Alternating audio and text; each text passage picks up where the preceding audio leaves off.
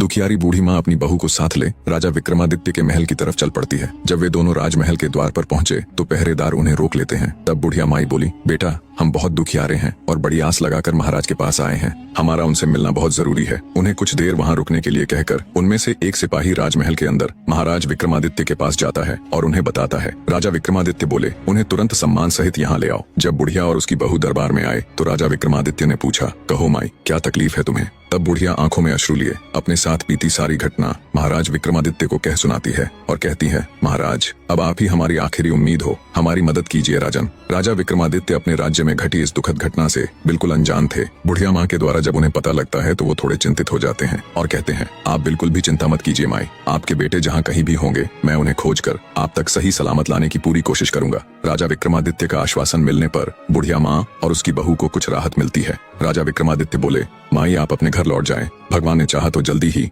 आपके दोनों बेटे आकर आपसे मिलेंगे। राजा विक्रमादित्य अगले दिन पूरी तैयारी कर अपने घोड़े पर सवार हो निकल पड़ते हैं दैत्य दंभिकासुर के ठिकाने की खोज में।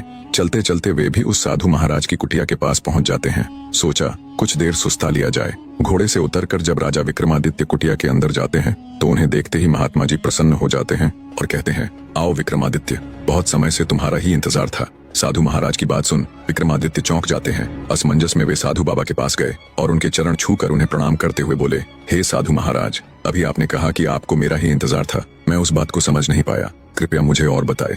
तब महात्मा जी ने राजा विक्रमादित्य को शुरू से लेकर अब तक का सारा वृतांत कह सुनाया और बोले, बेटा विक्रमादित्य, मैं एक लंबे अरसे से तुम्हारी ही प्रतीक्षा कर रहा था, क्योंकि तुम ही हो जो उस दुष्ट के सभी प्रश्नों के उत्तर देने के साथ साथ उसे मल युद्ध में भी हराने की क्षमता रखते हो। बेटा उस दुष्ट दानव के कारण पता नहीं कितने ही घरों को ताला लग गया। हे वीर श्रेष्ठ, तुम्हारी बुद्धि उसके कपटी प्रश्नों का उत्तर देगी और तुम्हारी वीरता उसके अहंकार को चूर चूर करेगी। तुम्हारे ही हाथों से उसका अंत लिखा है। हे वीर सम्राट, अब तुम बिना देरी किए उस दुष्ट के पास जाओ और अंत कर दो उस नीच दानव का। महात्मा जी के वचन सुनकर राजा विक्रमादित्य के नेत्रों में क्रोधाग्नि प्रज्वलित हो उठी। महात्मा जी से आशीर्वाद ले उनके बताए मार्ग से वे उस धूर्त दानव की गुफा की ओर तेजी से चल दिए। हवा से बातें करते हुए अपने घोड़े की बदौलत राजा विक्रमादित्य कुछ ही देर में दैत्य दंभिकासुर की गुफा के सामने जा पहुंचे। एक बुढ़िया माँ की आस, एक सिद्ध महात्मा का दिव्य आशीष और अनगिनत लोगों की दुआएं ले राजा विक्रमादित्य दैत्य दंभिकासुर की गुफा के बाहर पहुंच जाते हैं। अपने घोड़े से उतरकर जब राजा विक्रमादित्य दानव की गुफा के द्वार के पास गया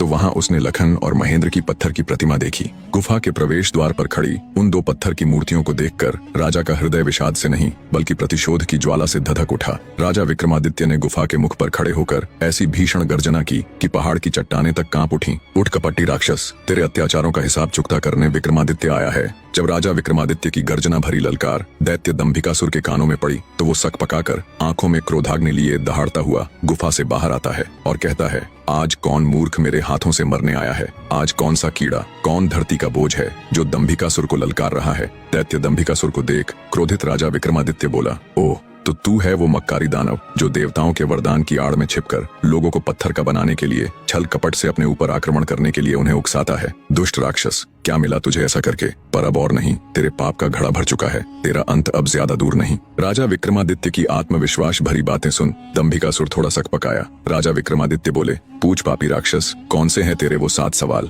मैं जवाब देने के लिए तैयार हूँ। राजा विक्रमादित्य की बात सुन दैत्य दंभिकासुर बोला, ओ तो अब तू मेरे सवालों का जवाब देगा कीड़े। अगर तुझमें हिम्मत है तो मुझसे मुकाबला कर, तेरे जैसे कीड़े को तो मैं चुटकियों में मसल कर रख दूंगा। बड़ा आया मेरे सवालों का जवाब देने। दैत्य दंभिकासुर ऐसी ऐसी बातें करके राजा विक्रमादित्य को भी उकसाना चाहता था ताकि वे भी अपना आपा खोकर उस पर हमला करे और पत्थर के बन जाए। पर राजा विक्रमादित्य तो राजा विक्रमादित्य थे। दैत्य की बात सुन राजा विक्रमादित्य बोले, सुन अहंकारी राक्षस, मैं तेरे उकसावे में आकर तुझ पर आक्रमण करने वालों में से नहीं हूँ। मेरा वक्त जाया मत कर और जल्दी से अपने वो सवाल पूछना शुरू कर। ये माया मुझे भी बहुत आती है। इतना कह राजा विक्रमादित्य अपने 4 वीरों को बुलाकर उन्हें बड़े आकार में आने के लिए कहते हैं। विक्रमादित्य के आदेश देते ही पलक झपकते ही उनके 4 वीर प्रकट हो गए और देखते ही देखते अपने विशाल आकार में आ गए। ये देख दैत्य दंभिकासुर ठिठक जाता है। जिंदगी में पहली बार उसे डर का एहसास हुआ। अगले ही पल राजा विक्रमादित्य चुटकी बजा अपने चारों वीरों को गायब कर देते हैं और दैत्य से कहते हैं, अगर मेरी ताकत और माया का छोटा सा नमूना देख लिया हो तो अब बिना वक्त बर्बाद किए अपने सवाल पूछने शुरू कर कपटी दानव। सब देख और सुन दानव विचार करता है कि अब तो कोई चारा नहीं, ये मेरे बहकावे में आने वाला नहीं है। वो अपनी गुत्थी सुनाना शुरू करता है, तो सुनो राजा। मदन और रतन दो जिगरी दोस्त थे। एक बार व्यापार के सिलसिले में दोनों प्रदेश गए हुए थे। अच्छा खासा लाभ लेकर जब दोनों मित्र वापस घर लौट रहे थे तो रास्ते में उन्हें एक अति सुंदर स्त्री दिखाई दी, जिसको देखते ही दोनों उस पर मुग्ध हो गए। उससे पूछा, तुम कौन हो सुंदरी, और यहाँ जंगल ब्याबान में अकेली क्या कर रही हो? तब उस स्त्री ने बताया कि वह अपने घर से अपने पति के साथ अपनी ससुराल लौट रही थी। तब रास्ते में कुछ डाकुओं ने उन्हें लूटकर उसके पति की हत्या कर दी और सारा धन लेकर फरार हो गए। बस तभी से वो इस जंगल में भटक रही है। तब मदन बोला, हे देवी, तुम चिंता मत करो, हम तुम्हें सही सलामत तुम्हारे घर छोड़ देंगे। मदन की बात सुन स्त्री रुदन करती हुई बोली, नहीं, मैं अब ना तो अपने घर जाऊंगी और ना ही अपनी ससुराल, क्योंकि सब मुझे ही अभागन और उल्टा समझेंगे। इससे अच्छा तो मैं यही अपने प्राण त्याग दूंगी। स्त्री की बात सुन मदन और रतन उसे आपसी सहमति से अपने साथ लेकर चल पड़े। रास्ते में उन दोनों ने विचार किया कि अब इस स्त्री का क्या किया जाए, क्या फिर से इसका विवाह कर दे या फिर हम दोनों में से ही कोई एक इसके साथ विवाह कर ले। उन दोनों में से विवाह वाली बात दोनों मित्रों को ठीक लगी। जब उन्होंने उस स्त्री से इस बारे में पूछा तो वो स्त्री बोली, मुझे तो तुम दोनों ही अच्छे लगते हो। ये सुन दोनों मित्र और अधिक उलझन में पड़ गए। अंततः दोनों ने फैसला किया कि पर्ची डाली जाए, जिसका नाम आएगा वो ही इस युवती के साथ विवाह करेगा। पर्ची डाली गई तो सुंदर स्त्री मदन के हिस्से में आई। मदन ने उससे विवाह कर लिया और दोनों अच्छे से अपना जीवन व्यतीत करने लगे। समय का चक्र घुमा और एक संतान होने के बाद मदन किसी दुर्घटना का शिकार हो गया। मदन के मरने के बाद स्त्री रत्न के पास गई और धन व्यापार में अपना हिस्सा मांगने लगी, पर असल में व्यापार और धन में मदन की कोई भागीदारी नहीं थी, तो रतन ने उसे साफ मना कर दिया। राजा विक्रमादित्य पूरे ध्यान से दैत्य दंभिकासुर की ये कहानी सुन रहे थे। आगे दंभिकासुर बोला तो रतन के मना करने पर वो स्त्री राज दरबार में पेश हो गई। राजा ने जब दोनों पक्षों की बात सुनी तो रतन के हक में फैसला सुनाया और बोला, रतन की दौलत में स्त्री का कोई हक नहीं है। इतनी कहानी कह दैत्य दंभिकासुर राजा विक्रमादित्य से बोला, बता क्या उस राजा का फैसला सही था? दैत्य की बात सुन राजा विक्रमादित्य हल्के से मुस्कुराते हुए बोले, नहीं, अगर मैं उस राजा की जगह होता तो मैं निर्णय लेता कि उस स्त्री को रतन की दौलत में से हक मिलना चाहिए। दैत्य बोला, ऐसा क्यों? राजा विक्रमादित्य बोले, भले ही मदन के भाग में वो स्त्री पर्ची पर उसका नाम आने से आई थी, पर एक प्रकार से वह संपत्ति तो दोनों की ही बराबर थी, इसलिए उस स्त्री को बिल्कुल उत्तराधिकार है रत्न की संपत्ति में हिस्सा मांगने का।